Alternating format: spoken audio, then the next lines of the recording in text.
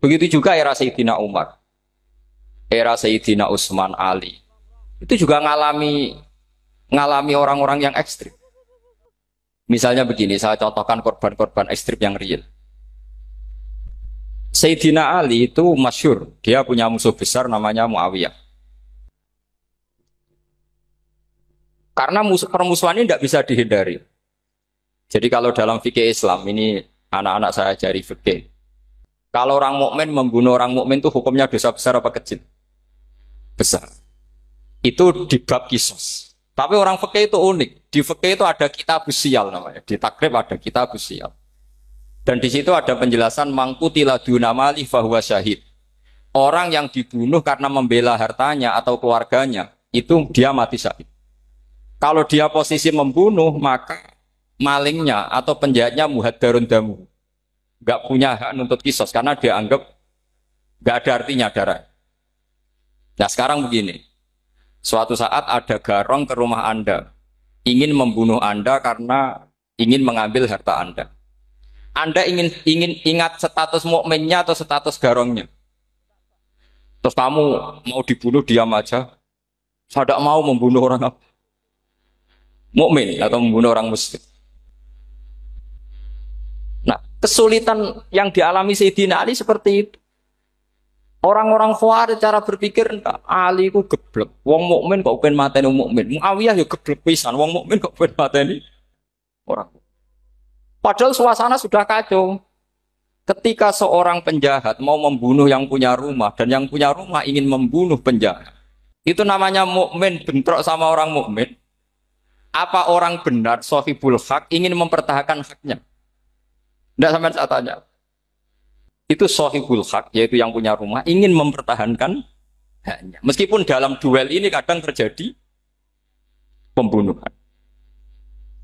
Nah di sini ini ya, ulama ahli sunnah menyebut masalah istihadiyah. Kelompoknya Sayyidina Ali mempertahankan nyawanya meskipun dengan cara membunuh pasukan Muawiyah. Pasukan Muawiyah juga mempertahankan nyawanya meskipun harus membunuh pasukan Ali. Zaman itu susahnya istihad seperti itu. Tapi orang Khawarij cara berpikir enggak, ini biang keladi masalah itu Ali sama Muawiyah. Mereka malah rapat, ya sudah dua-duanya bunuh saja. Ya masyhur tuh, akhirnya Sayyidina Ali dibunuh oleh orang Khawarij. Makanya ini penting ya, pentingnya ngaji seperti ini. Jadi kamu harus dilatih berpikir nubuwah. Ya, dilatih berpikir apa? Nubuwah disebut al-ulama warasatul. Meskipun dengan cara yang ekstrim, tapi pikirannya saja, jangan perilakunya. Saya punya contoh sekian kasus, sekian tragedi. Misalnya begini. Saya itu dulu punya teman, dia soleh, bisa baca Fathul Mu'in. Dia itu janggal.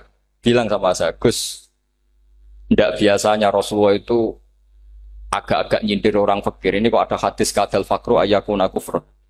Bahwa kefakiran itu mendekati apa? Kekufuran. Dia itu aneh sekali. Biasanya tidak biasanya Rasulullah kritik seperti itu.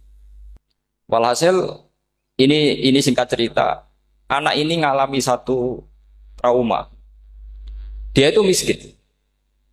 Gara-gara miskin gitu jadi buruhnya orang non-muslim. Dan sering disuruh nganter majikannya itu ke tempat-tempat lokalisasi.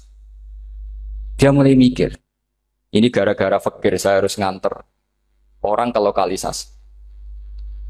Mulai ingat dia, Sodaqah Rasulullah, ini gara-gara fakir saya jadi pengantar orang ke lokalisasi. Suatu saat majikannya itu benar-benar bangkrut. Malah tidak disuruh nganter. Pokoknya carikan yang cantik bawa sini. Pusing. Dia akhirnya walhasil lari terus keluar, terus dia cerita betapa ekstrimnya fakir sehingga gara-gara fakir saya harus jadi penolong orang yang mau apa mak. Anda boleh berpikir ekstrim, tapi ekstrim dalam melawan kemungkaran itu tadi saya nggak boleh jadi fakir, tapi takutnya fakir yang nanti jadi alat kemak. Imam Ghazali juga punya contoh seperti itu. Imam Ghazali pernah marah besar ketika tren di Baghdad itu orang belajar fikih semua. Hatta la yakuna thamma tabibun illa min ahli dhimmah, kata beliau. Sampai di Baghdad itu tidak ada dokter kecuali orang kafir dhimmah. Akhirnya kalau ada ulama sakit, saya masih ingat pas kecil, kalau ada ulama sakit itu tidak boleh dibawa ke rumah sakit. Takutnya ketemu dokter muslim, non muslim malah disuntik langsung apa? Akhirnya ulama saat itu berfatwa, orang Islam harus ada yang jadi dokter. Banyaklah gus-gus yang sekolah ke dokter. Yang masyhur ya seperti Sahal bin Abdul Fattah.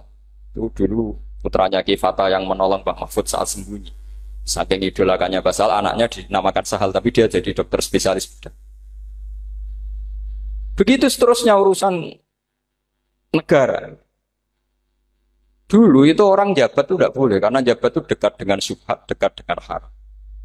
Tapi gara-gara pejabatnya non-muslim, kalau bikin aturan ya ala non-muslim. Ulama akhirnya sadar, andikan kita yang jabat pasti tidak seperti itu. Bisa bikin perda ini, bisa bikin pelaturan begini yang menguntungkan Islam. Nah, jadilah banyak pejabat yang sekarang muslim. Tempat-tempat maksiat di obrak-abrik sama Satpol PP macam-macam. Kita untung. Tapi kalau orang-orang Khawarij pikirannya pokoknya pejabat itu dekat dengan haram, dekat-dekat syubhat. Padahal dengan kita jabat bisa bikin perda atau apa yang menguntungkan Islam. Kemudian menjadi masalah baru secara fikih. Ini adik-adik dengerin biar kulino senam fikih. Kalau caleg soleh, misalnya Mas Nadif nyalek, ini tadi tak guyoni, mau jadi bupati ndak, kalau ya mau saya dukung. Jadi misalnya gini ya, Zaid sama Bakar, misalnya Bakar itu orang soleh, mau jadi calon lurah. Dia tahu kalau dia lurahnya kampung lebih baik. Kalau yang jadi ini Zaid, itu kampung itu rusak, karena dia suka dugem, suka macam-macam. Kemudian Zaid ini pasti jadi karena beli suara. Misalnya per kepala itu dibeli 50.000. Bakar ini kalau nggak beli suara, kalah. Padahal dengan kalahnya Bakar artinya kemenangan, kemungkaran.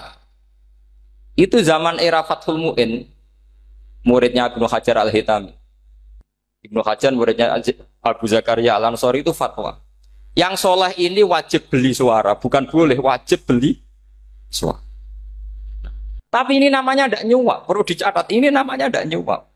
Jadi tidak bisa kamu kaitkan misalnya ar-rosi wal murtasi benar. Yang nyuap maupun yang menerima suap adalah sama-sama di neraka. Tidak bisa seperti itu. Karena logikanya dibalik.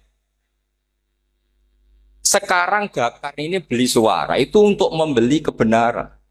Untuk mengawal kebenaran. Zaid beli suara untuk menopang kebatilan. Berarti namanya Bakar ini penyuap atau pembeli kebenaran? Pembeli kebenaran. Harus dibedakan. Nah, ini pentingnya ulama. Memang nyatanya seperti itu. Yang dikatakan nyuap, riswah itu adalah membayar uang li'ib tolil hakti untuk membatalkan kebenaran atau membenarkan kebatilan. Itu namanya nyuap.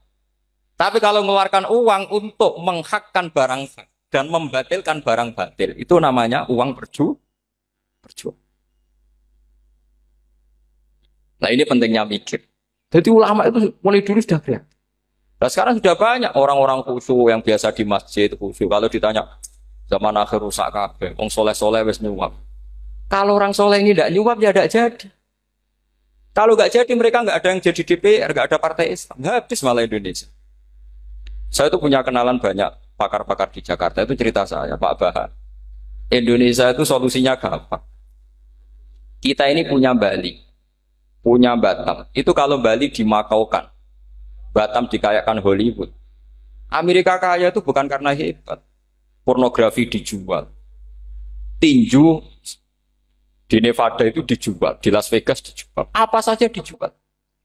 Kok tidak kaya itu gimana? Sementara Indonesia mau aur-auran gitu, sukan partai Islam. Sebenarnya Indonesia gampang, kalau ingin kaya Bali itu dikayakan Hollywood atau dikayakan Makau, jadi kota judi. Batam dijadikan kayak Las Vegas. Itu transaksinya pasti triliunan. Orang kamane wong wudo dijual, judi dijual, orang tinju dijual. Tapi gara-gara ada partai Islam, nyari rumus solusi ekonomi itu yang tidak seperti itu. Akhirnya kangelan. Akhirnya rapat isu. Tapi barokah tetap barokah partai apa? Yang menangnya caleg-calegnya rata-rata ya beli. Kalau tidak beli habis. Saya bukan menghalalkan nyuap, enggak. Kalau nyuap tetap haram ila yaumil qiyamah. Tapi kalau suratul masalah seperti ini kamu mengatakan suap itu beda. Ini suratul masalah yang tidak ada kaitannya dengan Asal lawannya batil, kecuali lawannya sama-sama hak. Dua calon di kampung itu soleh sama soleh. Ini yang soleh bayar nggak boleh karena siapapun yang jadi soleh itu nggak boleh. Makanya kalau cari musuh yang dolim biar halal ya. Sekarang ya seperti itu. Kamu biasa heroik, biasa ngasih kiai kamu, ngasih hadiah kamu, biasa ngasih ibu kamu uang. Ternyata ibu kamu setelah kamu kasih uang, dikasihkan adik kamu atau kakak kamu yang nggak pernah kerja, terus kamu marah-marah, ini tidak adil. Saya yang memberi nggak dikasih, ini yang nggak kerja dikasih terus. Loh kamu biasa jadi pahlawan kok turun kelas menjadi apa? Pasien. Kamu milih jadi pahlawan apa pasien? Pahlawan. Jadi sebetulnya faham-faham ekstremis ini dari kegoblokan. Dari kegoblokan berpikir nubuwah sehingga tidak punya rasa ibadah. Lah ini yang menjadi orang-orang ekstrem. Jadi korban pertama ekstremitas itu bukan sahabat tapi Rasulullah Shallallahu Alaihi Wasallam, yaitu Nabi dibilangin oleh mereka, "I'dil ya Muhammad, kamu kalau bagi harus adil." Pikiran mereka kalau adil sama rata sama. Jadi kalau pakai pikiran itu, saya minum di sini itu haram. Mau ndak ikut bikin kok minum. Enak tamu, toko-toko mangan, sing masak kangelan urung. Itu jadi edan bareng. Itu sama seperti kasusnya Bahram Al-Majusi. Dia itu seorang raja kaya, punya anak cantik. Dipikir-pikir, anakku ayu dirabi nang liya rugi, sing gedhekno aku sing rumah aku dirabi wong liya. Maka dia berpikir mau dinikahi sendiri. Karena tadi melihat Mas Nadiem ya orang Kenya tadi, apa Nigeria. Malah gak layak itu maksudnya untuk orang. Ini Mas Nadif ini termasuk harus mendukung gerakan tidak ekstrim. Nyawanya masih itu karena barokahnya beliau agak-agak gitu. Tapi nggak sampai liberal ya, agak-agak pokoknya itu. Karena ketika ada gerakan ekstrim di Mesir, itu termasuk dia DPO. Ternyata setelah ada intelijen, beliau pas buka itu nggak makan dulu tapi rokok dulu. Wah ini mesti orang sekuler, tidak ekstrim. Akhirnya nyawanya sampai sekarang itu barokahnya rokok pas iftar itu pas. Nah, tanya ini masih hidup, ya Mas. Ya pernah sepuh sama saya. Jadi pikiran-pikirannya Bahram itu seperti itu. Walhasil akhirnya Bahram itu menikahi anaknya sendiri. Masyhur itu dalam cerita. Jadi ceritanya itu ada seorang wali tidur di Masjid Haram sama Rasulullah, ditemuin gitu.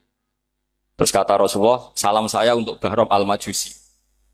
Ternyata dicari-cari nggak ada Bahram lain kecuali Bahram yang berdua, bahkan anaknya sendiri mau dinikahi. Ya cara berpikir karena seperti itu. Kalau kita berbuat banyak harus dapat.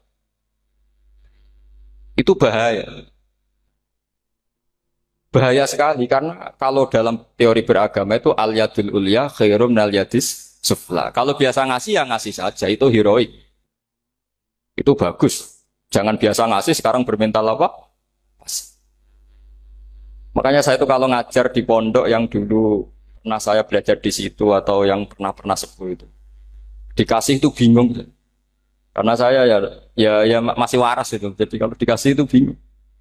Tapi banyak juga guru-guru yang dulu ngaji lama setelah ngajar di pondok alma maternya nuntut. Itu saya tidak tahu itu. Itu sudah ada agak-agak kayak itu tadi. Walhasil si Bahram tadi itu, ini cerita harus saya teruskan karena nggak boleh diputus. Dapat salam dari Rasulullah. Ternyata di balik nakalnya dia itu pas mau bulan pertama, malam pertama itu ada seorang janda sepuh ke situ. Ganggu dia tentu ya. Ketika dikejar pulang lagi sampai 3 kali. Dia tanya, kenapa Bu kamu begitu? Katanya, saya ini anak-anak saya kelaparan. Kalau saya pulang anak-anak saya nangis minta makan. Saya ingin minta Anda. Tapi setelah saya ingat Anda ini majusi, saya mukmin, saya mukminah, saya pulang. Ya sudah Bu, kamu di rumah saja. Nanti saya kirimi makan. Dikirimi sendiri, padahal dia seorang raja, orang kaya. Barokahnya itu dia dikasih tobat sama Allah. Dan paginya ketemu tamu yang mengirimkan salam dari Rasulullah SAW. Akhirnya Bahram ini menjadi muslim. Tapi intinya berpikir seperti tadi itu salah, bahwa kalau saya jasa banyak harus mendapat apa? Ini cara berpikir orang-orang Khawarij. Iya, saya pernah ditanya seorang dosen. Gus, saya ini kalau baca sejarah perang Badar atau perang Uhud, yang saya tidak nerima itu satu. Kenapa setiap ghanimah, harta orang kafir dan istrinya orang kafir kok disita orang Islam, dan yang perempuan jadi amat, kemudian juga digauli orang Islam. Yang hartanya orang kafir juga jadi asetnya orang Islam. Kok kayak garong? Dia tanya seperti itu sama saya. Terus saya jawab, kalau sampean ada garong dan kemudian bawa senpi, senjata api, kemudian garong Anda, penjahat Anda lumpuhkan, ya senpi itu harus Anda kembalikan. Monggo penjahat ini kagungan jenengan beto wangsul. Karena ada milik Anda, harus dikembalikan. Wah, tidak bisa Pak, kalau saya kembalikan pasti dipakai jahat lagi, dipakai kriminal lagi. Ya sama, kalau asetnya orang kafir dikembalikan ke orang kafir akan menjadi aset kekafiran lagi untuk menghancurkan kita. Nah, perempuan juga sama. Perempuan itu alat produksi. Jika perempuan tadi dikembalikan ke orang kafir, maka kamu menolong populasi orang. Ya seperti itu. Paham? Makanya disita dalam perang loh ya, tapi dalam perang yang legal. Nah itulah kenapa amat halal. Makanya di Quran itu illa ala azwajihim aw ma malakat aymah. Paling enggak itu masih ada ulama atau pemikir atau ustadz siapa saja yang bisa memahami logika apa? Nanti kalau ulama ini sudah meninggal, orang akan mencibir Islam dengan cara mengatakan Islam itu jahat, yaitu menyita hartanya orang kafir dan istrinya orang kafir setiap kali terjadi perang. Karena pemikiran ini pasti sama-sama kutubnya, sama-sama ekstrim. Nah ini penting saya katakan. Makanya masyhur itu perdebatan Sayyidina Ali dan Muawiyah. Ini saya kutip sedikit. Ini ya sama-sama berpikir ekstrim, tapi ekstrim yang baik. Walhasil dalam satu kerja bakti di Masjid Kuba, itu ada sahabat namanya Ammar. Ini di depan umum, ini penting. Kalau dalam ilmu hadis di depan umum ini penting. Karena nanti menjadi mutawatir. Beda dengan hadis yang Nabi ngendikan sama 1-2 sahabat. Namanya hadis ahadi. Di depan umum Nabi guyon gini sama Ammar. Ya Ammar waihak taktulu ka alfiatul baghiyah. Ammar, kamu ini nasib kamu itu agak sial. Karena nanti yang membunuh kamu itu kelompok yang tidak benar. Alfiatul baghiyah itu kelompok yang tidak benar. Itu disaksikan sekian sahabat. Walhasil suatu saat Ammar ini ikut perang dan ikut pasukannya Ali dan terbunuh oleh pasukannya Muawiyah. Seneng Ali. Walhasil Ammar ditemuin sama Ali. Ya Muawiyah, al-ana dhuhara bi anna fi'ati haqqun wa fi'ataka baghiyah. Sekarang kelihatan siapa yang benar. Saya yang benar, kamu yang salah. Kenapa? Karena Ammar kelompokku dan terbunuh oleh kelompok kamu. Padahal kata Rasulullah yang membunuh Ammar adalah kelompok yang salah. Muawiyah pintar sekali, dia jawabnya gini. Laula kama kutila Ammar. Ammar terbunuh karena bela-belain kamu. Kalau kamu tidak nyuruh dia perang juga enggak terbunuh kan. Jadi kamu ikut andil terbunuhnya siapa? Ammar. Tapi apa kata Sayyidina Ali? Idzan qatala Rasulullah Hamzah. Kalau teori itu Anda pakai, Rasulullah pun membunuh Hamzah. Sekarang Hamzah perang karena suruhan siapa? Rasulullah. Yang membunuh Hamzah siapa? Wahsy. Kalau teori itu Anda pakai, berarti Rasulullah pun membunuh Hamzah. Terus fasa kata Muawiyah, terus Muawiyah diam. Jadi fikih pun tuh diputuskan lewat pikiran ekstrim. Tapi bukan ekstrim yang merugikan orang lain. Ya, kalau merugikan orang lain namanya sudah la dororo wa la dirar. Dia menyalahi aturan itu. Makanya saya pernah ngaji di sini dulu ketika tahun kemarin. Fikih-fikih Islam itu punya rumus, itu ya gara-gara pikiran ekstrim sebetulnya. Saya pernah nyontohkan adalah orang tuh kalau sholat jenazah itu mayitnya di depan. Itu ulama fikih tidak ada yang punya alasan. Mau hanya bilang gini, hakadha wajadna salafan wa khalafan. Mulai dulu kalau nyolati mayit ya jenazahnya di depan. Ya hanya gitu saja, tidak punya alasan. Makanya ulama lain mengatakan tidak apa-apa jenazah di belakang, yang sholat di depan. Kenapa? Fa innaha laysat bimanzilatil imam. Memangnya jenazah imam harus di depan. Itu ya tidak ada yang bisa bantah. Bagaimana mungkin harus di depan? Oh, enggak imam kok harus. Yang harus di depan itu imam. Jenazah itu imam apa enggak? Enggak. Terus alasan kedua sholat ghaib. Kalau ada orang mati di Surabaya, Mas Nadib di sini, sholat gaib boleh enggak? Boleh. Jenazahnya di depan apa belakang? Belakang. Di belakang kan? Berarti harus enggak jenazah di depan? Ya dia mau ngakeh yang jelas kalau itu. Lah ini contoh-contoh kecil. Nah orang Khawarij itu orang yang paling enggak mau menerima otak-atik seperti itu. Akhirnya jadi goblok bareng tadi. Ya makanya Rasulullah pun jadi korbannya Khawarij. Muhammad kamu harus adil. Karena pikiran mereka adil itu yang memberi banyak ya dapat banyak. Kalau pikiran nubuah tidak seperti itu. Kalau yang biasa memberi, biasa heroik, biasa baik ya biar tetap biasa memberi. Jangan dilatih jadi apa? Fasih. Ini mungkin adik-adik juga agak keberatan, tapi harus dilatih.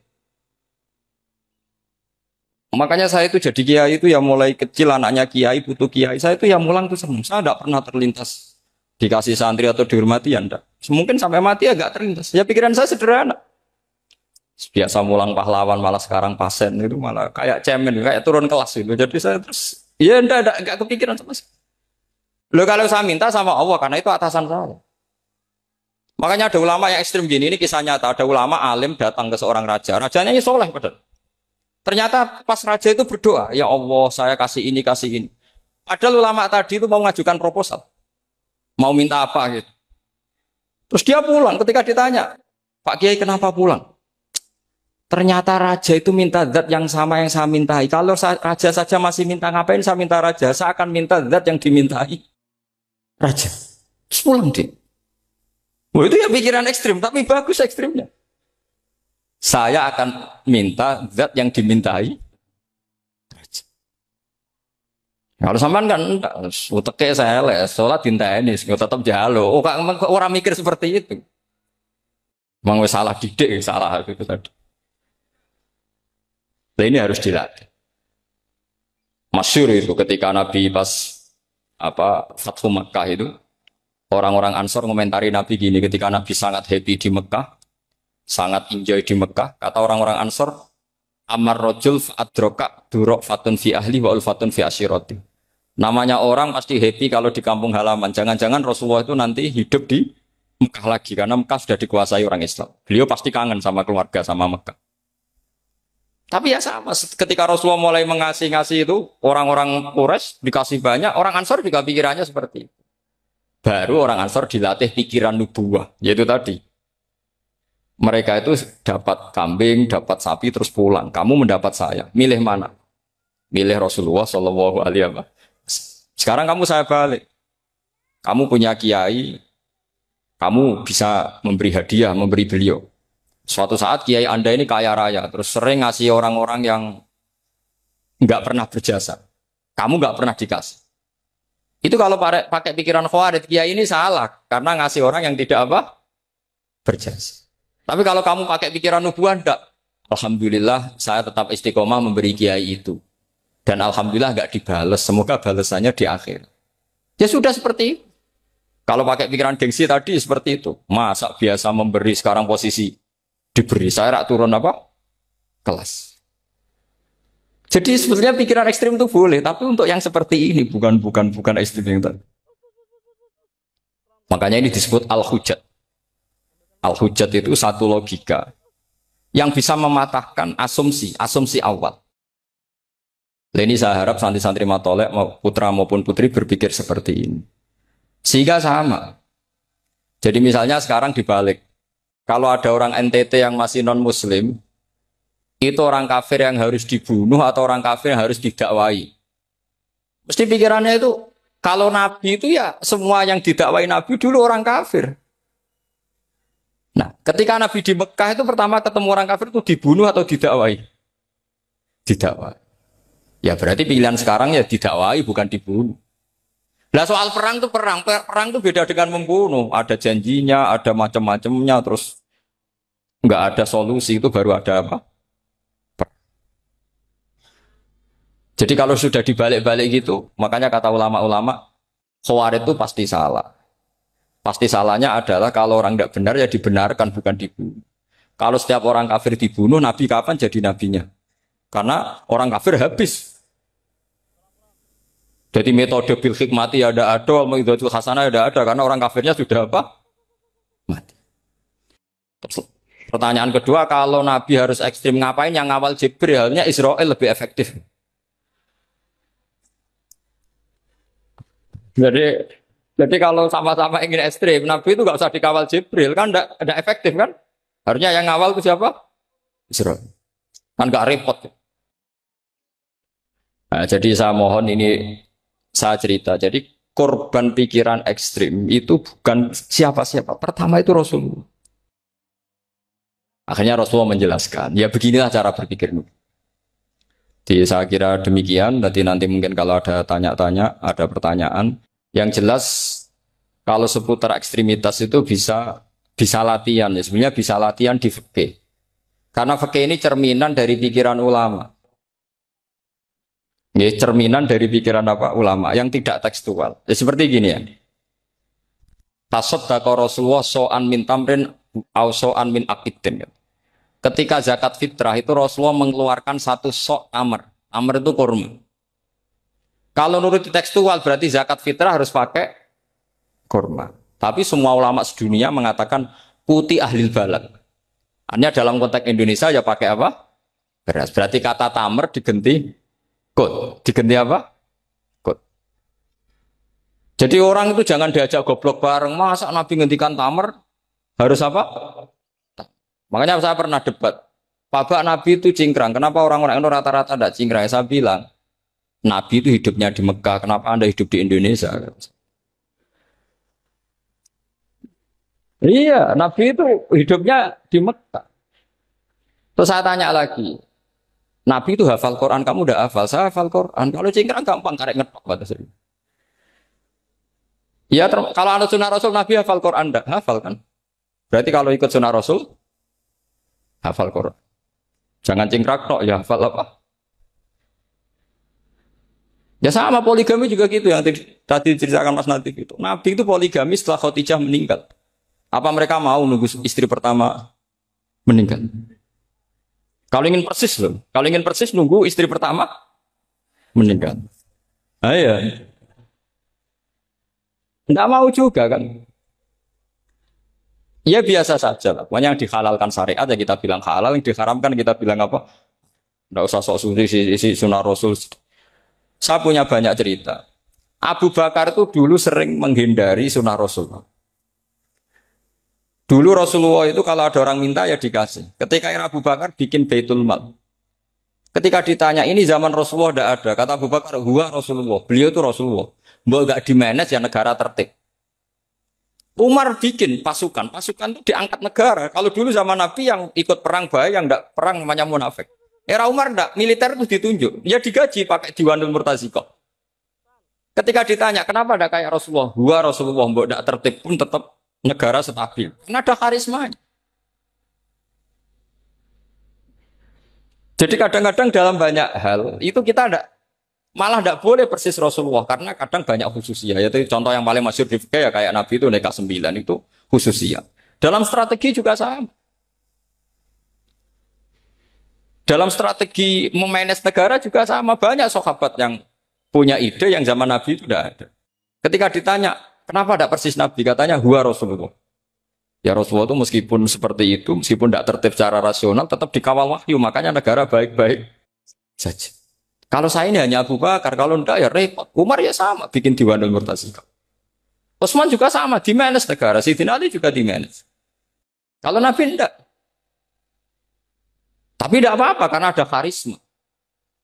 Sama tak cerita nih masalah zakat yang masyhur. Orang paling bakhil sekalipun, paling kikir sekalipun itu zaman Rasulullah bayar zakat. Karena pikirannya setelah zakat dikasihkan Rasulullah mendoakan. Khudh min amwalihim shadaqatan tutahhiruhum wa tuzakkihim biha wa sholli alaihim. Inna sholataka sakanul lahum. Era Abu Bakar enggak. Sorry ya Abu Bakrin, dulu kita zakat sama Rasulullah karena didoakan beliau. Kamu hanya Abu Bakar, saya tidak mau zakat. Ya sama lah seperti orang dipimpin ulama-ulama karismatik. Orang dipimpin Badullah itu tidak usah metai, santri sudah nurut. Dipimpin Nazif, gak bikin pelaturan, habis pondok. Kalau tidak ngancam, gak gini, ditakzir, gak gini, habis. Zaman Badola dehem tok santri wedi. Mas Nadif dehem tok enggak. Nah, makanya Rasulullah itu tidak banyak bikin pelaturan. Rasulullah itu kalau mau perang itu hanya bilang sahabat, saya besok ditantang Abu Sufyan di sini. Saya mau perang. Oh itu sahabat ikut semua. Orang melihat wajahnya, melihat karismanya sudah tertarik ingin menyelamatkan beliau. Kita tidak akan ridho Rasulullah keluar sendiri.